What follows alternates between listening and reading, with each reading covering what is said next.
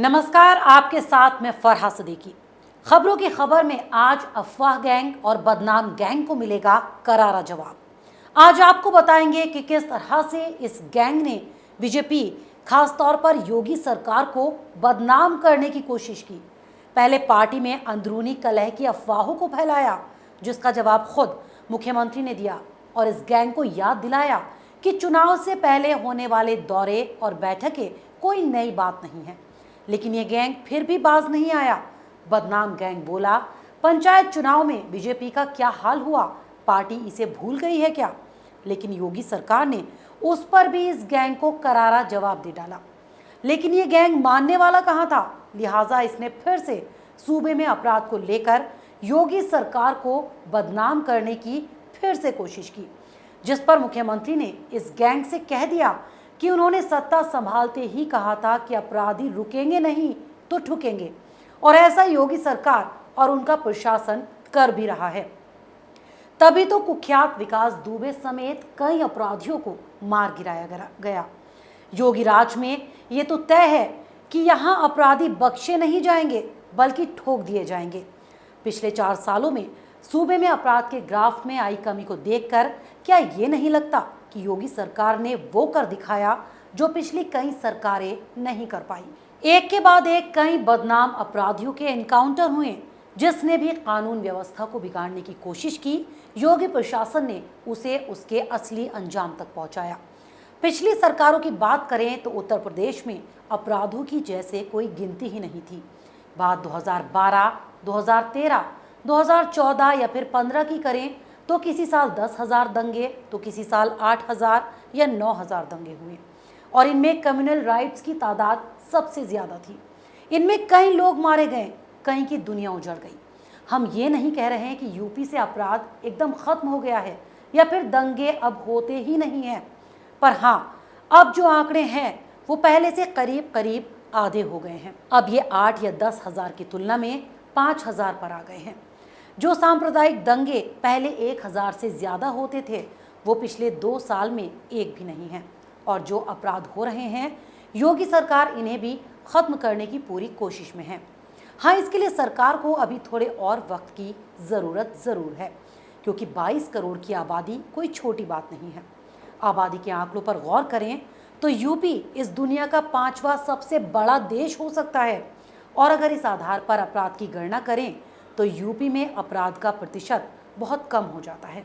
अब इतना बड़ा राज्य, इतनी ज्यादा आबादी, ऐसे में थोड़ा वक्त तो लगता है। वैसे योगी सरकार में दम है, तभी तो यहाँ जुर्म पहले से कम है। जी हाँ, ये कहना शायद गलत नहीं होगा।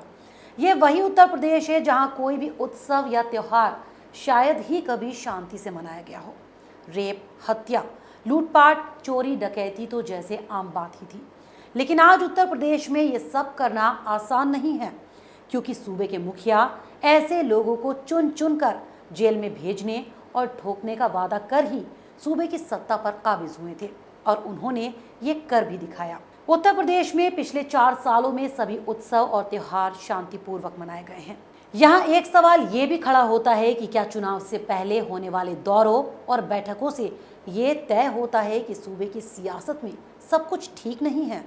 क्या ऐसी बैठकों और दौरों से ये पता लगता है कि बीजेपी आला कमान और मुख्यमंत्री योगी आदित्यनाथ के बीच कोई अंदरूनी खटपट है?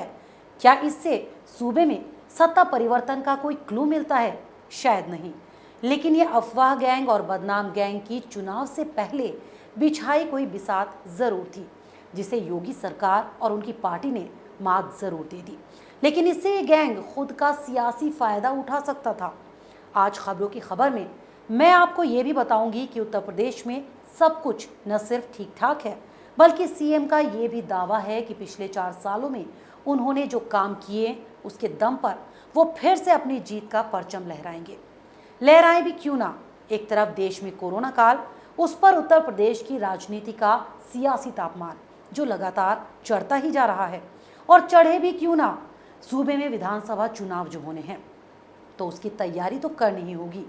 एक तरफ बदनाम गैंग के आरोपों का दौर, तो दूसरी तरफ अफवाह गैंग ने उत्तर प्रदेश में अगले साल होने वाले विधानसभा चुनाव की आहट आते ही बीजेपी आला कमान और मुख्यमंत्री योगी आदित्यनाथ के बीच खटपट की अफवाहों को भी खूब फैलाया, जिससे कुछ देर के लिए सही पर यूपी सरकार में फेरबदल की संभावनाओं को बल मिला। लेकिन सूबे के मुखिया ने ऐसी तमाम अटकलों पर विराम लगाते हुए अपने विरोधियों को करारा जवाब देते हुए कड़े लफ्जों में ये भी समझा दिया है कि सूबे में एक बार फिर 2/3 बहुमत के साथ कमल खिलेगा। चलिए सबसे पहले आपको इसके बारे में थोड़ी सी और जानकारी दे देते हैं कि बीजेपी आला कमान और मुख्यमंत्री योगी आदित्यनाथ के बीच खटपट की खबरें आखिर कैसे सुर्खियों में आई। दरअसल हाल ही में प्रदेश प्रभारी राधा मोहन सिंह और राष्ट्रीय महासचिव BL संतोष के दौरों और बैठकों को गलत तरीके से पेश कर कुछ मीडिया वालों ने अपनी TRP बढ़ाने की कोशिश की, क्योंकि यह सिर्फ उनका काम नहीं बल्कि मजबूरी भी है कि वो चीज़ों को बढ़ा चढ़ा कर पेश करें और सनसनी फैलाएं ताकि लोगों का ध्यान उनकी तरफ जाए। लेकिन सीएम ने ऐसे तमाम मीडिया चैनलों की TRP गिराते हुए उन्हें ये याद दिला दिया है कि चुनाव से पहले पार्टी नेताओं के दौरे और बैठकें कोई नई बात नहीं है। इतना ही नहीं, सीएम ये भी याद दिलाने से नहीं चूके कि पार्टी के वरिष्ठ नेता हर 2 महीने पर राज्य के संगठन के साथ बैठक करते हैं। पार्टी के राष्ट्रीय उपाध्यक्ष और यूपी प्रभारी राधा मोहन सिंह भी हर महीने एक नहीं बल्कि 2 बार राज्य का दौरा करते हैं और कुछ वक्त पहले पार्टी अध्यक्ष JP नड्डा भी लखनऊ आए थे। इतना ही नहीं, सीएम को ऐसे लोगों को फिर से ये भी याद दिलाना पड़ा कि 2014 का लोकसभा चुनाव हो या 2017 का यूपी विधानसभा चुनाव या फिर 2019 का लोकसभा चुनाव, बीजेपी ने ये सभी चुनाव जीते हैं और अब मिलकर 2022 का चुनाव भी जीतेंगे। यहाँ पर आपको ये भी बता दें कि सीएम योगी सिर्फ अपराधियों के लिए ही सख्त नहीं है बल्कि वो काम में लापरवाही बरतने वालों को भी नहीं बख्शेंगे। तभी तो सीएम ने अपने सभी विधायकों के रिपोर्ट कार्ड भी मांग लिए हैं।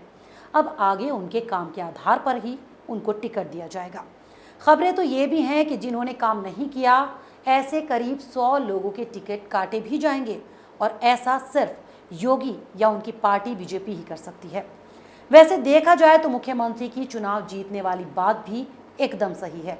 एक तो काम ना करने वालों पर योगी और पार्टी का चाबुक चलेगा, तो दूसरी तरफ अपराधियों के हौसले पस्त करने में भी योगी सरकार ने कोई कसर नहीं छोड़ी।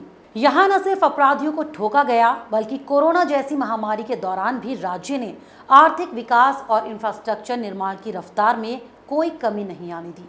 अब यूपी वो राज्य नहीं रहा जहां आए दिन दंगे होते थे, अपराधियों का बोलबाला था। अब यूपी वो राज्य है जहां जाति, धर्म या भाषा के आधार पर किसी को प्राथमिकता नहीं दी जाती है बल्कि सभी को एक समान समझा जाता है। ऐसे में अफवाह गैंग कितनी भी अफवाहें फैलाए, लेकिन यह तो तय है कि 2022 का चुनाव सीएम योगी के नेतृत्व में ही लड़ा जाएगा। अगर आपको हमारे प्रोग्राम पसंद आया तो इसे लाइक करें, शेयर करें और चैनल को सब्सक्राइब करें। नमस्कार। अगर आपको हमारा वीडियो पसंद आया हो तो इसे लाइक करें, हमारे चैनल को सब्सक्राइब करें और हाँ, बेल आइकन दबाना ना भूलें ताकि आप तक हमारे वीडियो की नोटिफिकेशन पहुंचती रहे। आप अपना सुझाव हमें कमेंट बॉक्स में दे सकते हैं। हमारे साथ जुड़ने के लिए शुक्रिया।